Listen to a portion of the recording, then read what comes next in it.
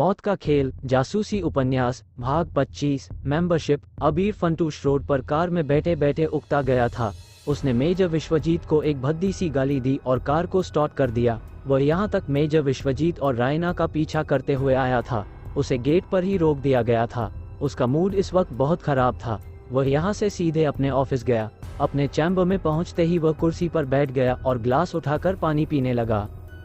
यह एक बड़ा सा हॉल था जिसमें उसका ऑफिस था। इसे ऑफिस की जगह दीवान खाना कहना ज्यादा मुनासिब होगा। इसमें आराइश का हर सामान मौजूद था। हॉल के एक कोने में बार था जहां तमाम महंगी शराब सजी हुई रखी थी। पास ही फ्रिज थी। इसमें सॉफ्ट ड्रिंक, सोडा और पानी की बोतलें रखी हुई थी। कुछ स्नैक्स वगैरह भी था। एक हिस्से में डबल बेड पड़ा हुआ था। उसे एक खूबसूरत वुडन पार्टीशन के जरिए ऑफिस से अलग किया गया था। चैम्बर में रोशनी का कुछ इस तरह से इंतजाम था कि कोई भी बल्ब या ट्यूबलाइट नजर नहीं आती थी। ये भी पता नहीं चलता था कि यह रोशनी कहाँ से आ रही है। लगता था कि यह नेचुरल उजाला है। चैम्बर के एक कोने में बड़े से गमले में स्नैक ट्री लगा हुआ था।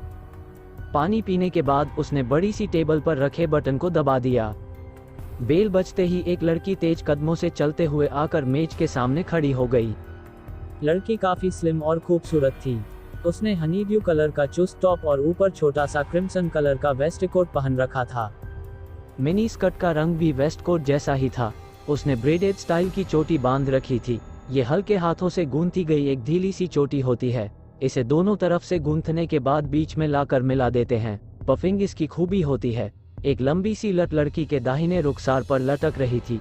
उसकी आंखों में अजब सी शोखी थी। ऐसा लगता था जैसे वो अभी कोई शरारत करने वाली है। इन्हीं आंखों की वजह से ही अबीर ने उसे अपनी सेक्रेटरी बनाया था। उसका नाम सैम था। यह एक जहाज के कैप्टन की बेटी थी। वह जब भी जहाज लेकर बंदरगाह पर आता तो पास की एक बस्ती में ही ठहरता था। वहां उसकी एक माशूका रहती थी। उसका नाम रिवाना था। सैम उसी कैप्टन की बेटी थी। कैप्टन को जब पता चला कि रिवाना प्रेग्नेंट हो गई है तो उसने उधर जाना ही बंद कर दिया था। रिवाना उसे तलाशते हुए कई बार बंदरगाह भी आई, लेकिन उससे मुलाकात नहीं हो सकी। समय आने पर रिवाना को एक बेटी पैदा हुई। उसका नाम वीना रखा गया था। बाद में जाने क्यों उसने अपना नाम बदलकर अपने बाप के नाम पर सैम रख लिया था। जी सर, लड़की ने कहा। ओह हाँ, अबीर ने चौंकते हुए कहा। वह किसी सोच में गुम हो गया था। उसने कहा, मेरे लिए वोडका का एक पैक बना लाओ। हमारे बीच तय हुआ था कि आप ऑफिस टाइम में ड्रिंक नहीं करेंगे, सैम ने कहा। ओह यस, मुझे याद है, अबीर ने मुस्कुराते हुए कहा। इसमें कुछ कंसेशन मिल सकता है क्या? कहीं और कंसेशन दे दूंगी, इसमें नहीं, सैम ने शौकी से मुस्कुराते हुए कहा। It's okay. अबीर गंभीर हो गया था। उसने कहा, मुझे फन टू सन क्लब की मेंबरशिप चाहिए, कैसे भी। ओके सर, सैम ने कहा और चली गई। उसके जाने के बाद अबीर का गुस्सा फिर बढ़ गया था। उसने गुर्राते हुए धीमी आवाज में कहा, मैं तुझे छोड़ूंगा नहीं बुड्ढे खूसट। इसके बाद वो मोबाइल उठाकर गेम खेलने लगा। कुछ देर बाद सैम वापस आ गई। उसने कहा, sir, fun to sun club की सालाना मेंबरशिप फीस 74 लाख रुपए है। इसके अलावा क्लब के 2 मेंबरों की रिकमेंडेशन चाहिए होगी। ओके, मैं देखता हूँ। 2 मेंबरों की रिकमेंडेशन के बारे में भी और उस बुड्ढे को भी, अबीर ने कहा और किसी के नंबर डायल करने लगा। हुक्का। कुमार सोहराब ने तिरछी नजर से उस मेज की तरफ देखा। आने वाला आदमी अपने कपड़े लेतों से पैसे वाला नजर आ रहा था। उसने रॉयल ब्लू कलर का कोट पैंट पहन रखा था, साथ ही गोल्डन कलर की टाई बांध रखी थी। उसकी आंखों पर काला चश्मा था। बाल थोड़ा लंबे थे। पहले से बैठा आदमी शक्लो सूरत से किसी भी हाल में भला नहीं लग रहा था। उसके माथे पर जख्म का एक गहरा निशान था। सर अंडे जैसा चिकना था। अलबत्ता उसने मूंछें काफी बड़ी बड़ी रख रखी थी। उसकी आंखें बहुत छोटी थी। उनमें अजीब सी चमक थी। आपके स्टैंडर्ड का ख्याल करते हुए यहाँ बुलाया है, वरना मेरा क्या है, मैं तो किसी ढाबे पर भी बुला सकता था, चिकनी खोपड़ी वाले ने मुस्कुराते हुए कहा। उसकी मुस्कुराहट में मक्कारी थी। इंस्पेक्टर सोहराब ने हाथों में मेनू ले रखा था, लेकिन उसका ध्यान उनकी बातों की तरफ ही था। बको, आने वाले ने गुस्से से कहा। उस घटना के बाद से मेरा आदमी गायब है। मेरी साली को जबरन सिंगापुर ट्रेनिंग के लिए भेज दिया गया है, चिकनी खोपड़ी वाले ने कहा। मैं इसका जिम्मेदार नहीं हूँ, आने वाले ने कहा। तुम्हें एक काम सौंपा गया था जिसे तुम नहीं कर सके। इसके बावजूद तुम्हें पूरे पैसे दिए गए। इसके बाद वह आदमी उठकर जाने लगा। उसने पलटते हुए कहा, और हाँ, मुझे दोबारा फोन मत करना। वरना तुम सिंगापुर नहीं नॉर्थ पोल भेज दिए जाओगे। वहां से कोई आसानी से वापस नहीं आ पाता।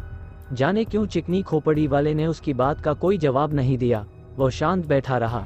सोहराब ने सलीम को घोस्ट की चाबी देते हुए धीमी आवाज में कहा, गोल्डन कलर की टाई वाले उस आदमी का पीछा करो। साजन सलीम ने चाबी लेकर कोट की जेब में रखी और उठकर रिस्पेशन की तरफ चला गया। जाने वाला जैसे ही गेट से बाहर निकला, वह तेजी से उसके पीछे लपका। जब वह बाहर पहुंचा तो देखा कि वह आदमी पार्किंग से कार निकाल रहा था। सलीम भी तेजी से घोस्ट की तरफ बढ़ गया। घोस्ट का गेट खोलकर उसने कार स्टार्ट कर दी और तेजी से उसे रोड पर ले आया। उसे बाईं तरफ कार जाती हुई नजर आ गई। उसने एक निश्चित दूरी बनाते हुए अपनी कार को उसके पीछे लगा दिया। आगे वाली कार तेजी से भागी चली जा रही थी। साजन सलीम भी एक निश्चित दूरी बनाए हुए उसके पीछे लगा हुआ था। कुछ दूर जाने के बाद चौराहा आ गया। कार चौराहे से बाईं तरफ घूम गई। जब तक सलीम चौराहे पर पहुंचा, रेड लाइट हो चुकी थी।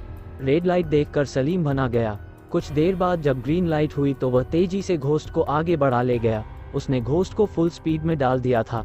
कुछ देर बाद ही उसे कार नजर आ गई। उसने घोस्ट की स्पीड धीरे धीरे कम कर दी थी। आगे वाली कार दाहिनी तरफ मुड़ रही थी। ये सड़क साहिली इलाके की तरफ जाती थी। सलीम ने भी कार को दाहिनी तरफ मोड़ दिया। समुंदरी साहिल से पहले एक बड़ा सा बाजार था। कार बाजार में दाखिल होते ही एक दुकान के सामने रुक गई। इसके बाद कार वाला कार से उतरकर दुकान में चला गया। सलीम कुछ दूर पर घोस्ट रोके उसके निकलने का इंतजार करता रहा। काफी देर बाद भी वह नहीं निकला तो सलीम को फिक्र होने लगी।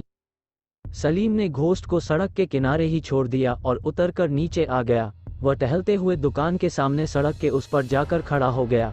उसने जेब से वान गॉग का पाउच और पाइप निकाला और उसमें तंबाकू भरने लगा। लाइटर से पाइप सुलगाकर वह हल्के हल्के कश ले रहा था। इस तरह से 5-7 मिनट और गुजर गए। जब वह आदमी नहीं निकला तो सलीम ने पाइप की राख को झाड़कर उसे जेब में रख लिया और टहलते हुए दुकान में घुस गया। अंदर पहुंचकर उसका मन भना गया। वह खड़े होकर अपनी गुद्दी सहलाने लगा। वह आदमी उसे चोट दे गया था। दरअसल ये दुकान नहीं, हुक्के का कारखाना था। अंदर कई कारीगर बैठे हुक्का बना रहे थे। ये काफी बड़ा कारखाना था। यहाँ से विदेशों में हुक्के सप्लाई किए जाते थे। ये कारखाना अंग्रेजों के जमाने में कायम हुआ था। बीच में जब हुक्के का चलन बंद हो गया तो यहाँ बीड़ी बनने लगी। हुक्के का फैशन लौटते ही इसके मालिक ने पुराना धंधा फिर अपना लिया था। अंदर पहुंचने के बाद साजन सलीम ने देखा कि इस कारखाने में एक दूसरा रास्ता भी था जो पीछे वाली गली में खुलता था। वो आदमी उधर से ही बाहर निकल गया था। कारखाने के मैनेजर ने सलीम को हवन्नकों की तरह इधर उधर देखते पाया तो वह उठकर उसकी तरफ आ गया। उसने पूछा, जी आपको कुछ खूबसूरत हुक्के दिखाऊं? जी मेरा मुंह तो खुद ही हुक्के जैसा खुला पड़ा है, साजन सलीम ने धीमी आवाज में कहा। जी मैं समझा नहीं, मैनेजर ने कहा। जी अभी एक साहब अंदर आए थे, मैं उन्हीं का बाहर इंतजार कर रहा था, लेकिन वह कहीं नजर ही नहीं आ रहे हैं। साजन सलीम ने दाएं बाएं देखते हुए पूछा। वो तो तुरंत ही पीछे वाले रास्ते से निकल गए थे। कहने लगे कि एक पागल पीछे पड़ गया है। मैनेजर ने सलीम को ध्यान से देखते हुए कहा, जैसे वह अंदाजा लगाना चाहता हो कि कहीं ये पागल वही तो नहीं। सलीम ने उसकी बात को नजरअंदाज करते हुए पूछा, क्या आप उन्हें पहचानते नहीं हैं? नहीं साहब, मैंने उन्हें पहले कभी नहीं देखा, मैनेजर ने कहा। इसके बाद सलीम भी पीछे वाले दरवाजे से गली में चला गया। ये गंदी सी एक गली थी। वह गली से होते हुए एक लंबा चक्कर लगाकर जब कारखाने के सामने पहुंचा तो एक बार फिर उसकी खोपड़ी कलाबाजी खाने लगी। उसका मन काफी जोर से चीखने को करने लगा। कारखाने के सामने खड़ी उस आदमी की कार गायब थी। वह सारा माजरा समझ गया।